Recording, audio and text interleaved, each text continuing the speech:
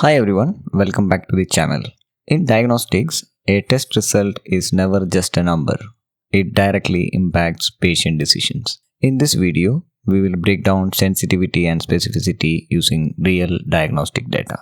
So let's start with a simple but important question. Your test says negative, but the patient actually has the disease. Or your test says positive, but the patient is completely healthy. Which error is worse? There is no obvious answer, and that's where confusion begins.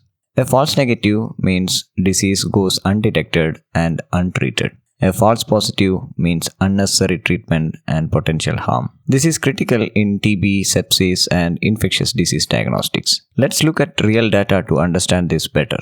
Here we have 200 patient samples, 90 true positives, 10 false negatives, 20 false positives, and 80 true negatives. All diagnostic matrices come from these four values. But before calculating anything, think about this. Which is worse, 10 missed cases or 20 false positives? The answer depends on the clinical context. And this is where most people misunderstand diagnostics. High sensitivity does not mean a perfect test. High specificity does not mean a reliable test. Looking at only one metric can be misleading. So let's simplify the concepts. Sensitivity measures how well a test detects disease. Specificity measures how well a test identifies healthy individuals. Both come from a simple structure. Every test result falls into four categories: true positive, false negative, false positive, and true negative. Understanding these metrics is essential. Now let's calculate performance. Sensitivity here is 90%. This means the test detects 9 out of 10 diseased patients, but it misses 1 out of 10. Now, let's look at specificity. Specificity is 80%. This means 1 in 5 healthy individuals are incorrectly flagged. This creates a high false positive rate.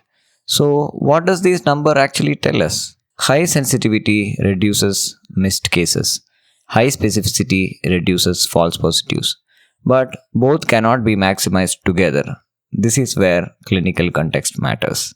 For screening, prioritize sensitivity to avoid missing disease. For confirmation, prioritize specificity to avoid wrong treatment. Let's see how this applies in real scenario. In TB, missing cases leads to disease spread. In sepsis, false positive lead to overtreatment. In COVID, antigen test screen and PCR confirms. Now comes the most important concept. You cannot maximize both sensitivity and specificity. Increasing sensitivity increases false positive. Increasing specificity increases missed cases. So, what controls this balance? The cutoff determines the test performance. Lower the cutoff increases sensitivity but raises false positive. Higher cutoff increases specificity but misses true cases. This decision defines the assay success. Now, let's connect this to real assay challenges. For biomarkers like IL-6 or PCT, below 50 picogram per ml, sensitivity becomes difficult. Lower cutoff increases noise and cross-reactivity. This creates a signal-to-noise challenge. Despite this, common mistakes still happen. Reporting only sensitivity is misleading. Ignoring specificity hides false positives.